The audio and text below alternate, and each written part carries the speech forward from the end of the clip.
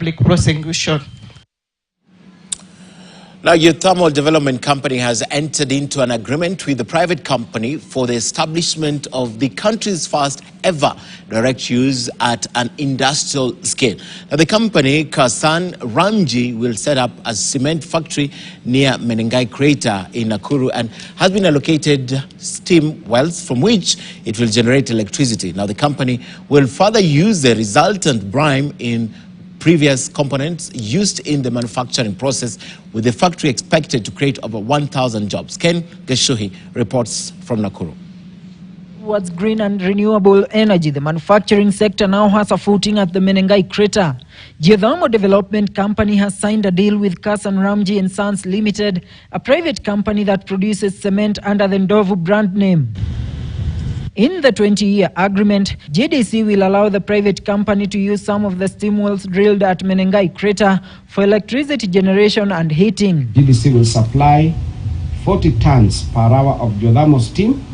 Steam will be for power generation and thermal energy will be for drying. This off-grid captive power strategy will profoundly bolster the energy sector and manufacturing. It looked a bit difficult, but after a lot of persuasion and ideas coming put together, it was decided that we can produce cement from geothermal steam. Dr. George Muya, the project lead, says that the company targets to complete the construction of a 4 megawatts power generation unit and the cement factory in the next 3 years. The factory will have a capacity of between 600 and 800 tons of cement per day, and will directly employ approximately 120 people and indirectly over 1,500 people. This will be a first of its kind factory, as it will fully rely on green energy at a time when the world is grappling with the negative effects of industrial pollution due to use of fossil fuel. The cheap source of energy is also expected to lower the cost of cement, whose demand is on the rise. We are also trying to see whether we can actually get advantages from selling of the carbon credits.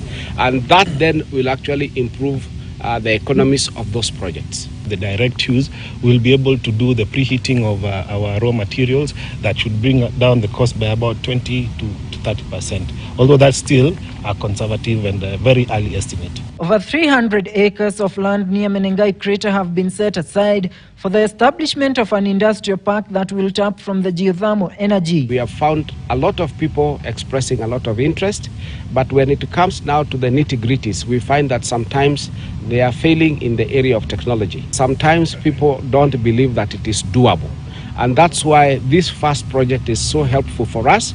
Ken Gashuhi, KTN News. And that's all we had for you on News Hour tonight. Thank you so much for watching. My name is Ken Mijungo on behalf of the whole team. Meresa Awiti on sign language. Our guest tonight, CS Chelagui, and the Mandera South Member of Parliament, Abdul Zairo. Thank you so much for watching. We do this again whenever we have an opportunity. This is not the end. We still have a lot for you, beginning live broadcast tomorrow, 6 a.m. Have a good night and God bless.